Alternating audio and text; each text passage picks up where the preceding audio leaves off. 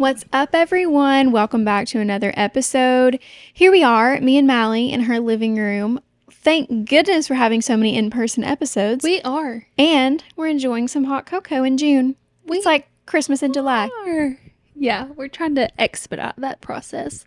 No, we're not. We're warming up with cocoa in June. I'm saying expediting Christmas in July, not literally Christmas. Not Christmas, not cold weather. We were just talking about how we're so glad we're not confined to, like, school summer. Which I guess I technically am. I'm still in school. Pitiful for you. I feel like we kind of forgot that when we were talking about. We definitely did. Yeah. But, like, you know how in school, because we were saying, first of all, the 4th of July is one of my absolute favorite holidays, but it brings on, like, a sadness a little bit because it means summer's halfway over. Halfway over. But then I was like, wait, I don't go back to school. Literally, I could have summer any day I want. Summer in August. September? I can. There's even some hot days. There's 80-degree days in October. Christmas can be 60 degrees. Yeah, and I hate that. Okay. Do you like when Christmas is hot? I don't either. I can't talk about winter right now. Mm-hmm. It's gonna make me ill. So yeah, we're looking forward to summer, like literally from January to March from January to April. So we need to be soaking it in. I feel like this 4th of July is gonna be like a movie. It is. It's gonna be a holiday that feels like a real movie. It's a holiday that feels like a holiday. Yeah. It's just like, well, first of all, it's the 250th if you have been living under a rock or perhaps in another country. America's turning 250 years old, which also, why is America only 250 years old? Yeah, that's the thing. Like, we're a little too comfortable over here. It's only been 250 years. Yeah. Like, my grandmother's 90. Like, she's almost, like, 100. Which is almost half of that. So when she was born, America was only, what, like 160 years old? Yeah. That's insane. I know. It's insane the advancements that have been made. Yes. That's what's, like, when we were born, the iPhone wasn't a thing. Yeah.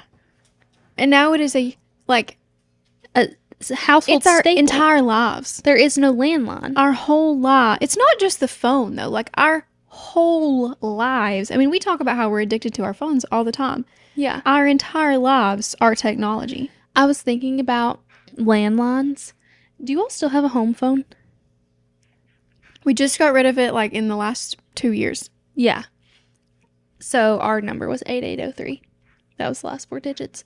But I had a Pottery Barn green. It like looked like a vintage phone, but it wasn't. Didn't you have I had a pink one. Mm-hmm. I broke up with my boyfriend over that phone. Shut up. Like, he called the landline, and I was like, I told my iconic. Mom. Well, my mom was like, Mally, you cannot break up with your boyfriend over the phone. What grade was it? So I know who we're talking about. Maybe like 5th grade? Could have been like 4th or 5th. Do you know who it was? Yes. I'm not going to first and last just him. Like whisper it. That's what I thought. I told my mom, I was like, Mom, I think it was like a long weekend or maybe we were out for a week. I was like, I cannot date this man for another week. Literally, what was it doing to... I wasn't even going to see him. Like, I'm in 4th grade. Yeah. Why am I literally the most dramatic human on this earth? So, yeah, I broke up with him. I remember my mom coming to the steps. She would always bring the phone to the steps. Be like, hey, it's such and such calling. And I would meet her halfway at the steps and stick my arm through the rail and grab the phone. And then I got to business. That's so cute and funny. Yeah. Okay, while we're talking about being children, can I tell the story that I think is the funniest story in the world? You know what it is. You've heard it. Okay. I've been talking about it nonstop. About your little cousin? Yeah. I don't think that's I'm not gonna say who it was. I have so many little cousins. Yeah, that's so true. I might text and just make sure it's okay before we put this out, but I think this is literally the funniest thing I've ever heard, so I really want to tell it. Okay, so I was having a conversation with someone a few days ago, and I learned this story. And the way it was brought up, I need to be careful not to expose this person. The way it was brought up was the town of Huntsville was mentioned. And this child goes, "Oh, is that where I always poop my pants?" Always. And the mother goes, "No, that's Atlanta." And okay, it's a girl. And she goes, "Yeah, I always do that in Atlanta." And I was like, "You always poop yourself in Atlanta?" And she's like, "Yeah." And I was like, "When was the most recent time?" "Last year." And I was like, fair enough.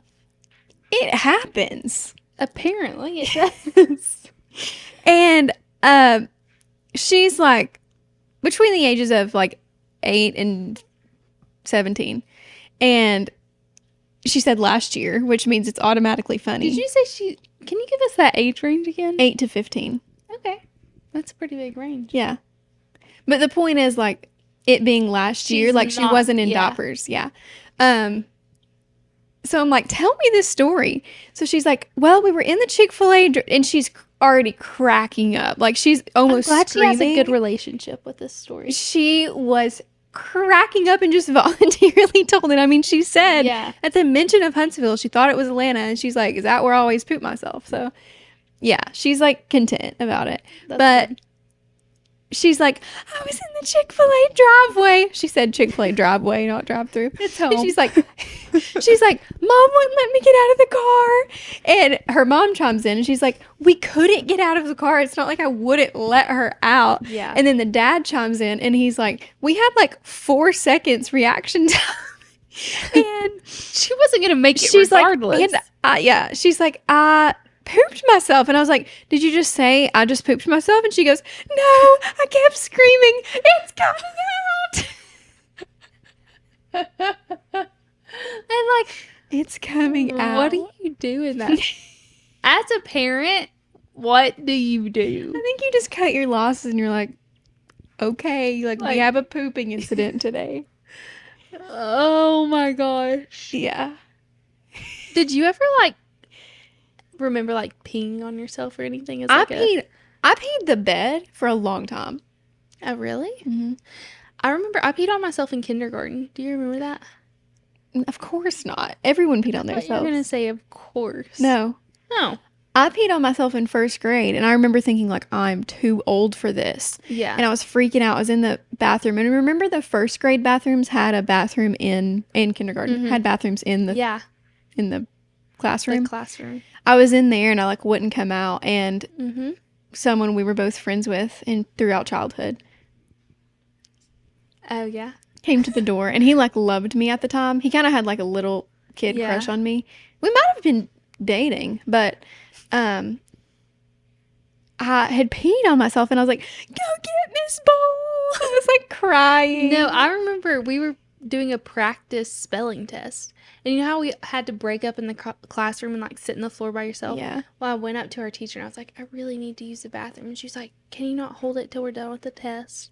And I was like, "Okay." And I went and sat back down, and then I ended up peeing on myself. And my mom had to, like, bring me a change of clothes. And my teacher felt so bad. Yeah. Considering the bathroom was, like, within spitting distance. Like, I could smell the toilet. It was that close. You could always smell those toilets. It was such a weird scent. But, yeah. That was, like, just such a depressing moment when it happened to you as a child. My 2 older brothers are, like, really close in age, and they went to the same preschool at the same time. And one day, my younger brother peed on himself and got changed into his change of clothes. And then peed on himself again and used my older brother's change of clothes. And then peed on himself again, and Mom came and picked him up. And we were talking about that story not long ago, and Will was like, "And we were only at preschool for like 5 hours," and Mom's like, "It's 9 to 11. You were there for 2 hours." She's like, "I'm exhausted." He peed on himself 3 times.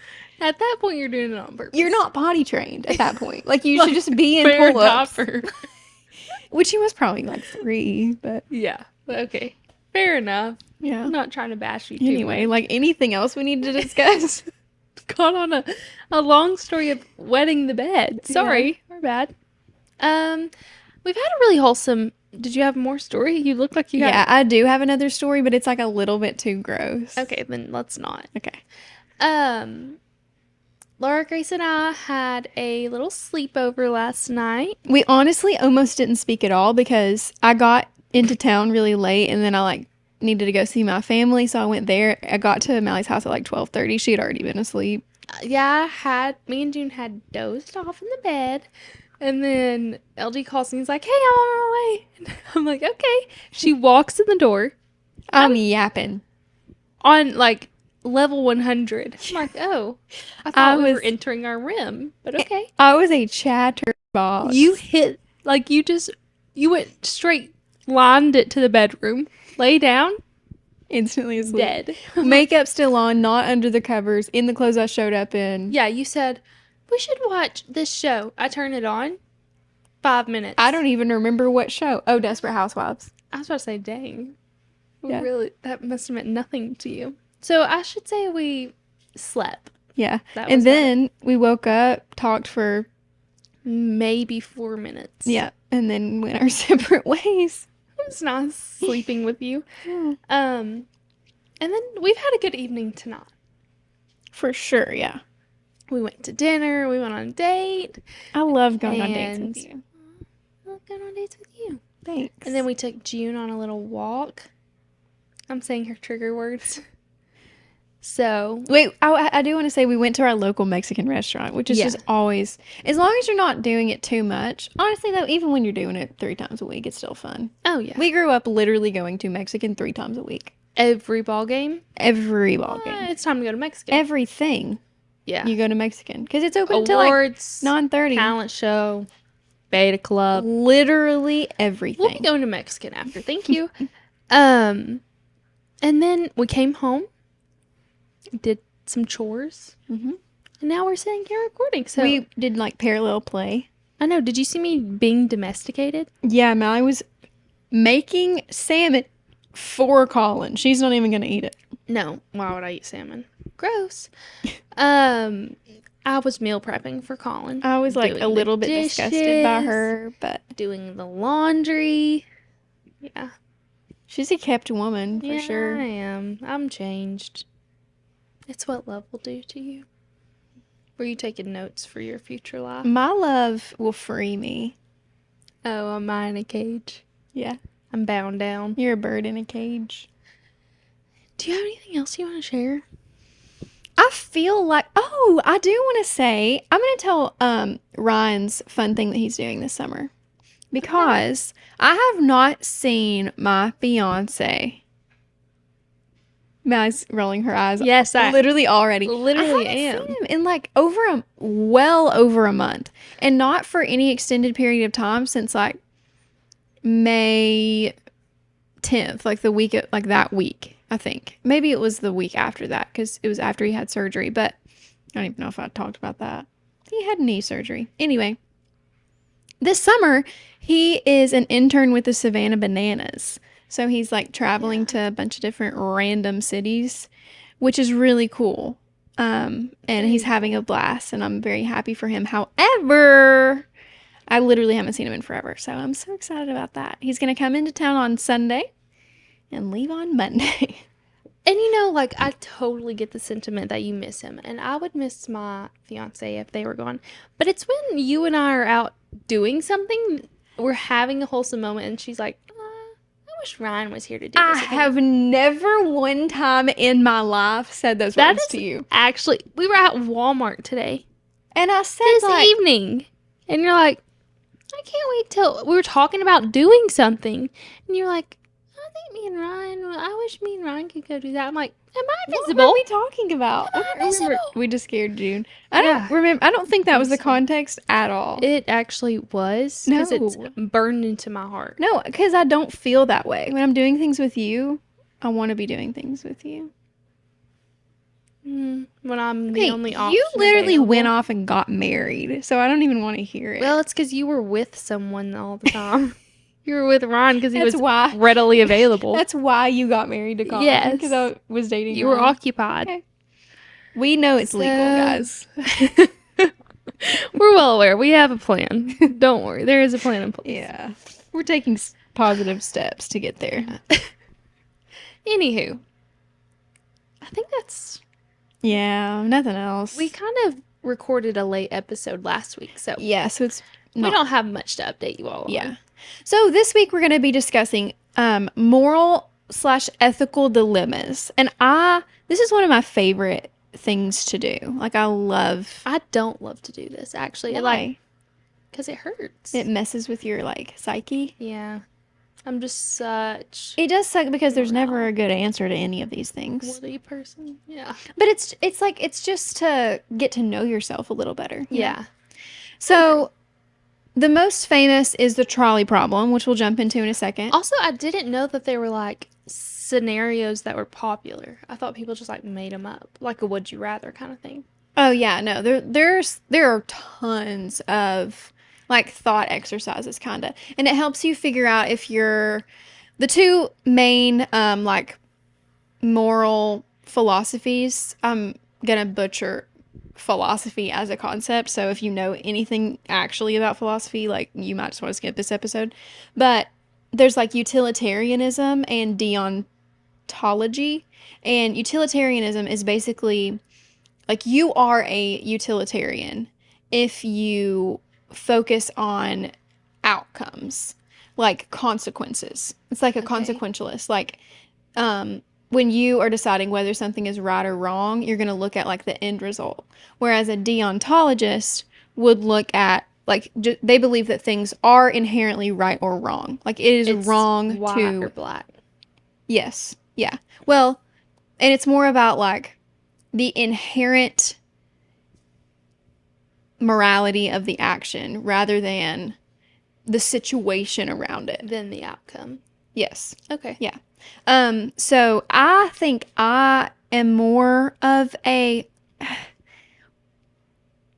I think I'm more I don't know. It really like it does depend. I do have deontological traits, I think, because a lot of times I'm like, no, like that's wrong no matter the situation, and we need to a lot of times I get frustrated because I'm like, why is it okay in this situation but not in this situation? But then the most famous one, it's like, okay, stealing is wrong, but then like if your family is starving Yeah. and you like due to circumstances outside your control, whatever, then like stealing bread isn't really wrong in my opinion. So that would be more utilitarian. But anyway, what do you think you are more so? What are the words again? Utilitarian. We can say consequentialist or deontological. I don't know how you like say I would that. say I'm more of the first one. You Like utilitarian. The consequences. Yeah. You care about the consequences. Yeah. But like you said, like if you have to kill someone to get that, to like make a decision, at the end of the day, killing someone is not Yeah. the right thing. Yeah, and that's why I don't think anyone can say like I am a utilitarian or I am a deontist. I am Dion. Seriously, that's how I'm saying if you know about philosophy, skip this episode because I don't know proper phrases or like, lingo for this. But because like there are degrees to everything. Like killing people I think is always wrong. Killing people who want to be alive is always wrong. Yeah. Killing people in general, if they Even if they don't want to be alive. Yeah. But then like like that's not your decision to make. yeah, but like if they're telling you to kill them. I know. So you're just gonna do it for them? I mean, no, but I do think that's more gray than people who don't want to die. I was gonna say something else before we dive in. Dang, I can't remember. Whatever. I'm excited. I guess I'm probably gonna have nightmares tonight about the consequences of my actions. This is not that serious. Okay, so the trolley problem is the most famous, and there are variations of it. So we'll go through a few of those. So it is. There's a runaway train that will kill 5 people tied to the tracks. You can pull a lever to divert it to a side track, but it will kill 1 person there. Do you intervene and pull the lever? You got 5 people who are already going to die. You can divert it to only kill one person. Yeah. You would divert it? Yeah. I think in this, I would too. I mean, it's one life compared To 5. Yeah. But then it's like, the 5 people, you didn't really, there's an argument that you didn't really kill them because Why are they tied to the tracks? that's what I always say. Like, whoever, we need to, the whole system is rigged because why are 5 people tied to the track? Why are 6 people tied to the tracks? Yeah. But okay, 5 people will die or you intervene. It's the part about you intervening. Like, because then if you intervene, you killed a caused person. that one person to die. Yeah. Whereas you didn't But cause if those you don't 5 people. intervene, then you knowingly killed 5 people. I think so too. Like by you not pulling the lever when you could have. Pull the lever, Gronk. Yeah. Literally. That's what I think see, I don't like this feeling. Yeah. I'm now So feeling then- guilty. At that stage, I think I would pull the lever. Now, Yeah. if the one person who would die is me, do you pull the lever? Oh my gosh. I know. And let 5 people, 5 randos, you do not know them at all. I'm not diverting it. I could never look your family in the I know. eyes and be like, yeah, I knew it would You're letting kill her. 5 people die. I also want to know, how close am I to the lever? Would I have to, run really fast to Yeah. divert it, you know? Or am I standing beside of it, watching this all happen? But I could never. This sounds terrible, but I couldn't live with the guilt of knowing that I willingly sacrificed you for them. Yeah. So what if I'm tied to the tracks and it's already going to kill me, but then there are 5 randos that you could divert it to kill them? That might be a better question. Okay, what would you do? Why am I Okay, the if only it's one you, killing anyone? I think I'm not doing anything either because then there are 2 marks in the column of not doing anything. You won't die, and I can have a bit of plausible deniability in saying this was going to happen even if I wasn't there. Yeah. It's not me killing them. Even though, Yeah. I do think that would be me killing them. If I could have changed it and I didn't. But at the end of the day, it's it was never your intention for anyone to die. Yeah. Correct. So But then if you pull the lever, then you It kinda See, that's the is thing, your you intention. can't. Even though I said in the first scenario I would sacrifice that one person, but in my eyes I would be like, yeah, here's using you as a sacrifice for them. I'm like, just kill her instead. yeah. Nah. Double it and give it to the next. There's 10 people I tied. think I would, yeah. If it was someone I know, Yeah. especially you, But my family, Yeah, Ryan, I couldn't live knowing I inflicted lifelong pain on people who are involved in my personal, very close Yeah. personal life. What if it's someone that only you are close to for some reason? It's not going to cause pain on anyone else. This would never be a real situation, but it only hurts you. Okay, you can divert it and it kills you. Do you sacrifice yourself for 5 randos? When the rubber meets the road, I don't think I'm doing that. That makes me feel like I'm scum of the earth. Me too. But yeah. I'm just going to be honest. I don't think I would. Yeah. I don't think I would either. I would be like, oh no, I'm such a victim. I witnessed this tragedy. Yeah. You know? I still went through it. Yeah. I just didn't. Okay, let's move on. Yeah, We have some this variations is here. upsetting me. This is the worst one, the Good. hardest one, I think. I have some more variations on this somewhere. Okay, so there's the fat man, the bridge. And listen, guys, this is a famous thought exercise. This is not me being mean, okay?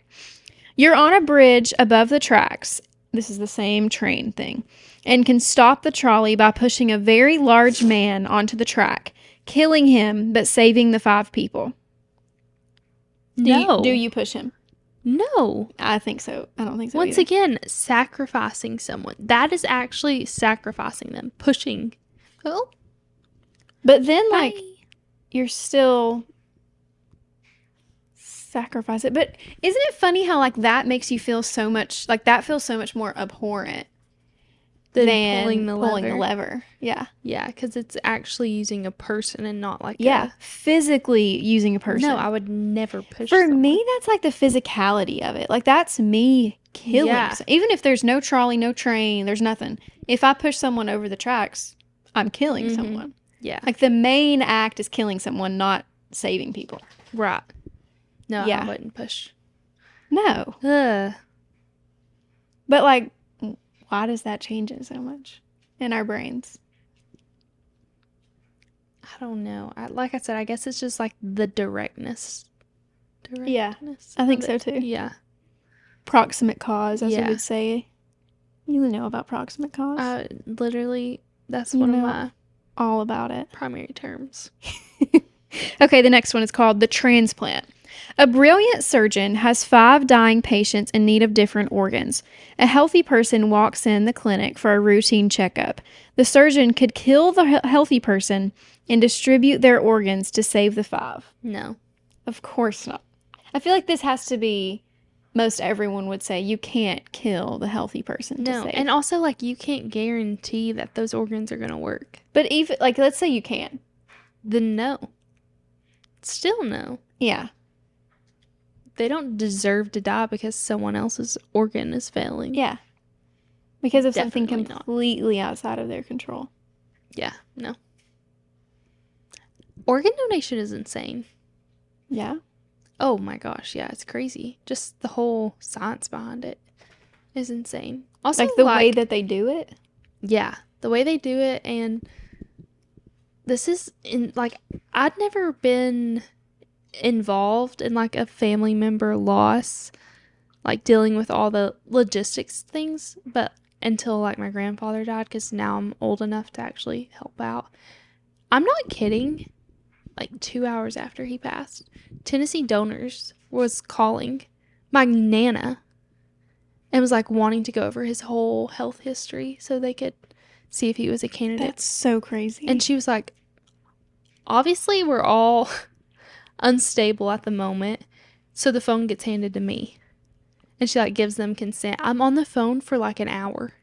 Answering a ton of questions? His whole health history. That's down crazy. to, and I'm like, I don't know. I started to say I wouldn't know most of these answers. No one does. And also, like, the wound is extremely fresh. Like, the funeral home had just come and got him. And I was sitting down. I just made a plate to, like, eat something finally. And then I was, like, on the phone for an hour. I was like, this isn't, like, imagine it's, like, well, like, we knew my grandfather was going to pass. But imagine it being a super traumatic situation, and then they're just calling like that. And then on their side of things, I understand because, like, time is they have people value, to save, you know? Yeah. And, like, if you don't harvest certain things in a certain time frame, they're not viable anymore. So, no, you're not killing the healthy person. That's insane. Yeah. Sorry. Ready for the next? A little Tennessee donor. There's another medical-related one while we're on this topic. Oh, here it is. Okay. This is called Heinz's Dilemma. And this also seems to be a very popular one based on my research. I've never heard of it until now. Heinz's wife was near death, and her only hope was a drug that had been discovered by a pharmacist who was selling it for an exorbitant price. The drug cost $20,000 to make, and the pharmacist was selling it for $200,000. Heinz could only raise $50,000, and insurance wouldn't make up the difference. He offered what he had to the pharmacist, and when his offer was rejected, Heinz said he would pay the rest later. Still, the pharmacist refused. In desperation, Heinz considered stealing the drug. Would it be wrong for him to do that? This is basically like your family's starving, and is it wrong for you to steal a loaf of bread? And it's guaranteed to, like, kill her. Yes. It will save her life. And she will die without it.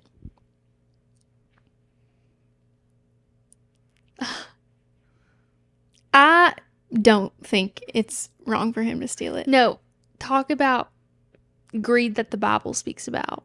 You only cost It's $20,000 to make, and you're charging $200,000. Okay, money is the love of money is the root, of all evil. Yeah. So actually, you could turn this into a biblical lesson. Well, Go steal it and leave that Bible verse on the table on your way out. I think that's interesting. Does that make a difference to you, like what the pharmacist was doing? Yeah. It kind of doesn't to me, and I think that makes me more deontological because I'm like, well, no, either the stealing is wrong or it's okay. It doesn't matter the circumstances. Well, also it doesn't matter the pharmacist's circumstances. But that's how big pharma is. Shoot me. Yeah, for sure. They don't necessarily care, or they're desensitized to the fact that Totally. there are people dying. Yeah. And it's all for a check.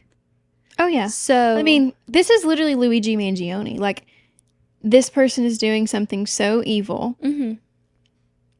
So, I'm just thinking about if it was Colin. Yeah.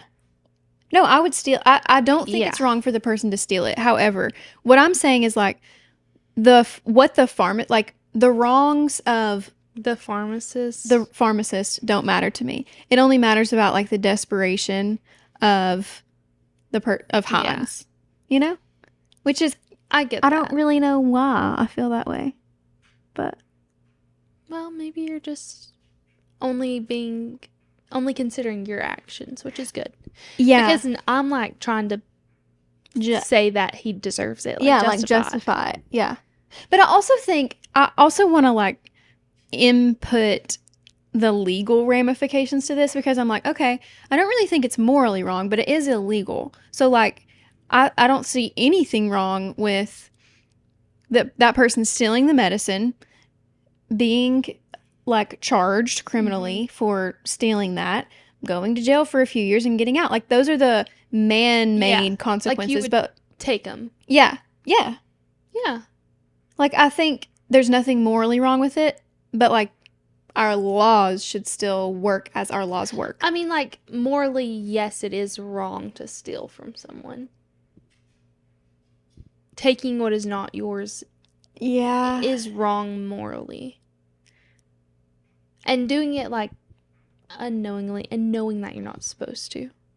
So you think that it is immoral, but I would still do it. Ends justify the means, yeah. Yeah. But I don't care. I kind of don't think this would be immoral. I just think, it's not mine. Yeah. So, and it's being priced to me, it's being offered, but I have to give something. It's not like I'm taking it from someone else unknowingly. But he was willing to pay as much as he could, or pay later. Yeah, and that means that the pharmacist is evil. So just steal it. Yeah. So. But two wrongs don't make it right. I think that's kind of why I don't care what the pharmacist does. I mean, I think that not that it's right, but I don't think it's wrong. Yeah. I'm stealing This is an interesting one. I'm stealing it because he offered to pay him $50,000, which would have covered the cost plus some to even make the drug. Yeah. You know what? I'm saying leave the $50,000 on the table and steal it. Yeah. Okay. Good solution. And then you're fine. Yeah, because you paid the price, consideration, just not the price they gave you. Yeah. You paid something. Also, it's kind of human life is so much more valuable than money. Property. You can't take it with you when you go. Yeah. So. That's an interesting one. I like that one. I mean, I'm sorry for Heinz that he's going through this. I'm not sorry. Not sorry for your loss. He stole it. Oh yeah, his wife lived. I forgot. Good thing. You're fine. Unless he thought the opposite thing that we did. I doubt it. If he's married to his true love. So here's how I forgot I screenshotted a Google summary of consequentialism, utilitarianism, and deontology. So consequentialism focuses on outcomes. The right choice yields the best result for the greatest number of people. Example, saving 5 lives over 1. Deontology focuses on rules and duties. Certain actions are inherently right or wrong, regardless of the consequences. For example, stealing is fundamentally wrong, even if the reason for stealing is to save a life. So I'm neither. I think you're a deontologist, but like more realistic than just saying it's wrong, so don't do it, you know? Yeah. There's always a loophole for me. Or there's just a justification. Yeah. I think that would be justified, yeah. That's like, have you ever seen A Time to Kill? No. That's heard of it, literally that whole movie is basically what we just described. And then like whether there should be punishments for the stealing, but it's special larger man that works on a farm. No, that's The Green Mile. Oh, okay. And that movie, The Green Mile, I will never again watch it in my entire life. It scared me Really? so much as a kid. Yes. I watched it like too young. My parents had it on. It were like my brothers were watching. I think my whole family was watching it. I mean, it freaked me out. I hated it. Anyway, A Time to Kill is Matthew McConaughey, and it's basically in the South in like the 1950s, and it's like a race relations kind of movie. Heart-wrenching. It's awful, but it's a really good movie. Sandra Bullock is in it too. Young Sandra Bullock. I've seen You should watch it. like clips. Oh, it's awful. Like I can't. Like I have to be in a special state of mind. That's a movie, yeah. That's a movie where like you'll be thinking about it for several weeks. I hate those. I mean, like it's good. Yeah. But it's a commitment kind of. I just have war flashbacks to normal people. I was depressed for like a month after watching that show. Yeah. I'm just not gonna. Yeah. I'll wait till the winter. Mm-hmm. Okay, so Is that all the ones? Another variation on the trolley problem. Great. I'm back to pulling the lever. This was called the loop track. The trolley is on a loop. It will hit 5 people, but if it hits them, the force will loop the trolley around and hit 1 more person. Alternatively, if you switch the tracks, it will only hit the 1 person. This removes the passive bystander complication and is mathematically identical to the switch. I'm not getting this, are you? Like, so I'm either killing 6 or I'm killing 1? Yeah, I guess so. I'm killing 1. Like, we've already been over Can I phone this. a friend? Like, I feel like hey, we're missing something about this. My brain is not computing. This removes the passive bystander complication. Okay. The extra casualty at the end, I guess. Because it puts it on a loop. I'm like not getting it. I don't know. Yeah, I don't get it either. Okay. Anyway, we can skip that. Sorry, you guys. Leave in the explain that in the comments, and we'll talk about it next time because I didn't understand. I'm just it's too late, and I don't think that's a very good explanation. Okay, this one is more of a thought exercise, and it's not sad, so Good. I think you'll like it. My little brother loves to talk about this. The ship of Theseus. Okay, so I'm just going to read what Google said. Okay, this is the Google AI summary. According to the Greek philosopher Plutarch, the mythical king Theseus returned to Athens on a 30-oar wood ship. Over centuries, the Athenians preserved the ship by slowly replacing its rotted wooden planks with new ones until every single part was brand new. With me? Yep. So the dilemma arises when we introduce a second variable to the scenario. The repaired ship.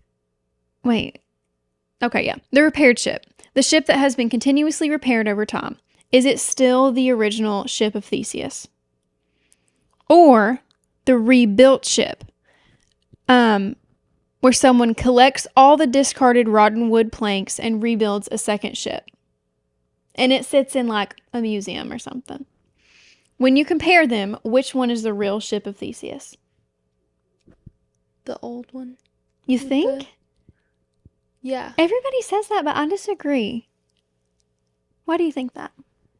Well, I mean, there's nothing original except the layout. That's Yeah, like, and like what it was doing though. You know? It's always been like referred to like that's the ship of Theseus. All throughout the like, transformation. maybe, but I'm just thinking of like homes, like cookie cutter homes. The original one, like, oh, this is like an A-frame house, like the original A-frame house. This is an A-frame house. And then, I don't know, like, I just feel like it's a replica. But it's the one that's been doing the work the whole time. Well, you I know? That's mean, what I think. I'm also thinking of like historic sites, like historic buildings and stuff. Like, specifically downtown, if you were to take, there's a log cabin beside, you know, the log house beside the cemetery at First Baptist Church. If they were to take all the old logs out and put new hand hewed, like, it's not the same thing. Well, not if it's all done the at the same original. time, but it's all been done like organically. Like when there needed a replacement, there was a replacement, But, and they like, were all okay. replaced like slowly over time. What about Biltmore? What if they replaced like all those hand carved etchings to where the whole house was now covered in new etchings? Like, that's not, it loses the sentiment of the like originality of it Well, all. when it's something like that, where it's like already preserved and like not in use. Like my thing is like the real thing is the thing, like kind of the man in the arena thing, like the ship that is going on voyages, and like if it's, I'm assuming it's like a warship, I don't know, like it's going into battle, like that is the ship. And the rest, like, it's cool to have in a museum and say like, oh, this is all of the original wood from the ship of Theseus. That. Yeah, maybe you would rather see it, but it's like, and that would be the original to me. Like, that would be the one. Like, that's what is out there is just refurbished. But what about the fact that like all of the cells in your body refresh every 7 years or whatever? Like all of your cells are new. It's totally different. I'm not replacing them on purpose. No, you're not replacing the ship on purpose. You're just replacing a wooden plank when it gets dilapidated. I still don't think you can piece by compare piece that to my cells, saying like I'm not the original. Same thing. I think that's exactly how I see this. No, because that's a natural occurrence. Like them, they could have just let the ship fall into disrepair. Yeah, and it would still be the original. Like what you're explaining with the body is like a natural occurring, with no one having to put the effort in. No one's replacing anything. It just naturally happens. Yeah, but like we're talking about inanimate objects. I know. This was my problem when I talked about it with my brothers too, is like I see this ship as like a living, breathing thing. Yeah. Like it's carrying on a personality. Something. Yeah, with like a duty and a task instead of just like a... Yeah. But I think that, I don't know, I think that about like most things. What did they agree with me? Jim does. I can't remember what Ryan said, but it was me, Jim, and Ryan. I don't know. Just like if it is going to become like a signet of like history and stuff, I want to see the original in the most original form, I guess is what I'm trying to say. Yeah, but they would still have to like wait for all of the pieces, the original pieces, to fall into disrepair, and then when they rebuild it, like they still have to rebuild it. It's not like that's the original. It's like it's still a replica because it's not the ship as it was put together. But I would still consider that to be the most original form. If I'm like a tourist, that's what I want to see. That's the mindset I'm in, yeah. But that's not, to me, that's like not the most authentic. We need a better example thing of like something this is another actually happening to. I mean, another like metaphor here. Yeah. But I can't think of anything really. There's probably, let's look it up. Ship of Theseus comparators. I don't know what to ask for here. Maybe we're getting too in the woods, but I don't know. Let's see.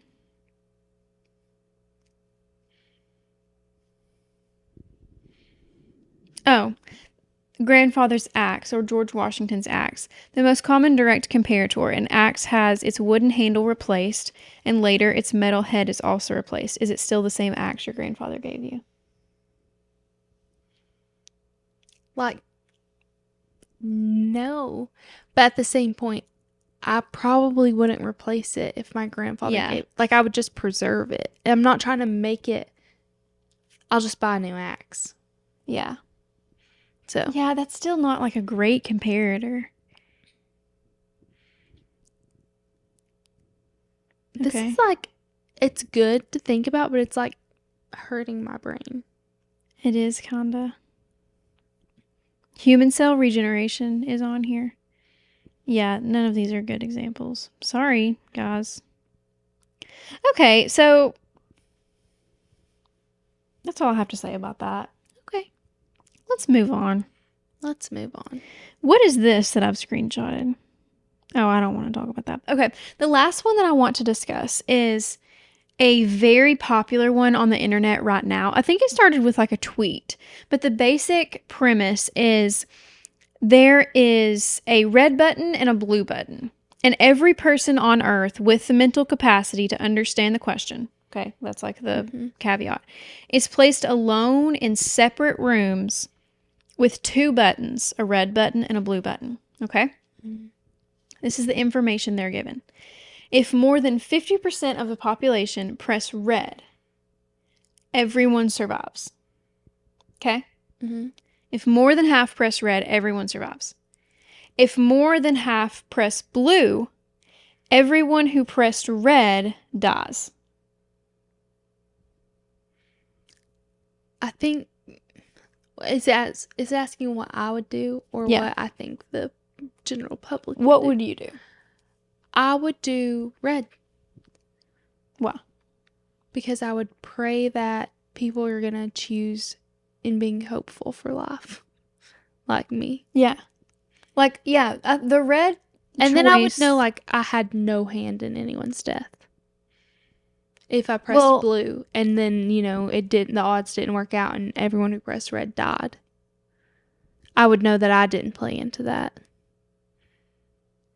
I'm confused because I thought death isn't an option when you press red. Exactly. If everyone presses red, everyone survives. Yeah. So I would hope that people would want to live in that hope as well. Yeah. But the thing is, like, hold on. There's like I feel like that's a wrong explanation because. But I think it's still a good thought, though. Hold on.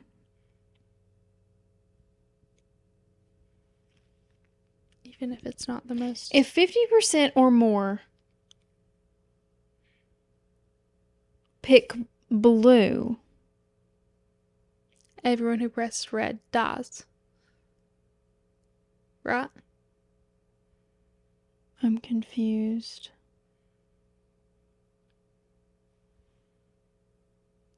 Read the first one again.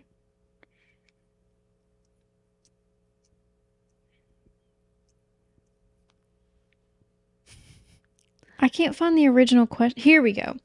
Everyone in the world has to take a private vote by pressing a red or blue button. If more than 50% press the blue button, everyone survives. If less than 50% press the blue button, only people who press the red button survive. That's how the original question was phrased. I can't do all that right now. It's the same thing. I'm still caught up. No, it's not. Yeah, it is. If more than 50% of people press the blue button, everyone lives. So if less than 50%, if less than 50% of people press the blue button. No, it's not the same because there's no red option. Well, the red option is less than 50% of people press I don't think it was the same. No, the red option is you live. If less than 50% of people press the blue button, only people who press the red button survive. The red button means you live. So if everyone presses the red button, everyone lives. However, if it's phrased like this, more people are pressing the blue button. Because that's so confusing. Yeah, I'm like at a loss right now. My brain is not computing. The thing is, it's like red is looking out for yourself and assuming everyone's going to understand and get Yeah. the question. Blue is kind of like a savior thing. Like you are almost possibly sacrificing yourself in the name of like saving people who don't get it or Yeah. accidentally press the wrong button or like whatever or they're a baby and like they don't know, they don't get the question. Well, I mean, the question said Everyone who has the mental capacity. Yeah. So I think I would choose red. Just choose survival forever. Except for people who press blue. I don't like this anymore. It's making I me know. feel guilty. There's a lot. The red and blue buttons question, like there's so much talk about it online. In fact, I saw a meme the other day and it was like people who would press the red button and it was like people happily walking across a bridge. Like there's a bridge over two mountains and it's like just everyone's walking happily across. And it's like people who would press the blue button and it's like them laying down on the bridge like sacrifice me, make it over the bridge safely when there's just no reason to do that. And I do think that's pretty much how I feel about that question. Yeah. But I haven't fully thought it through, so anyway, I don't just think kind I of have the fun. capacity. Yeah. It's fun, but it's like mind-boggling. I for love sure. them. I love it. I don't like philosophy, like actual studying philosophy, philosophers. I don't care. I'm sorry, I don't care. Maybe I want to know what you said, but I don't care who said it. Yeah. Except for how that is important to like the views that they had, but it's not for me. Yeah, I couldn't. Kudos to those who can study that. I took a basically like judicial philosophy class. It was awful. Yeah. I'm gonna be honest. I bet. It was interesting at times, but it was too in the weeds for me. Maybe we should put polls up and ask people the choices they would make. We should. Well, guys, we hope that you haven't been too morally strained listening to this episode. But hopefully it was a little bit of a mind game for you, letting you assess who you are to the deepest core of your being. So hopefully you got some insight into who you are as a person. But thank you all so much for listening to this week's episode of Friends in the Wild, and we will see you all next week. See ya, love ya. Bye.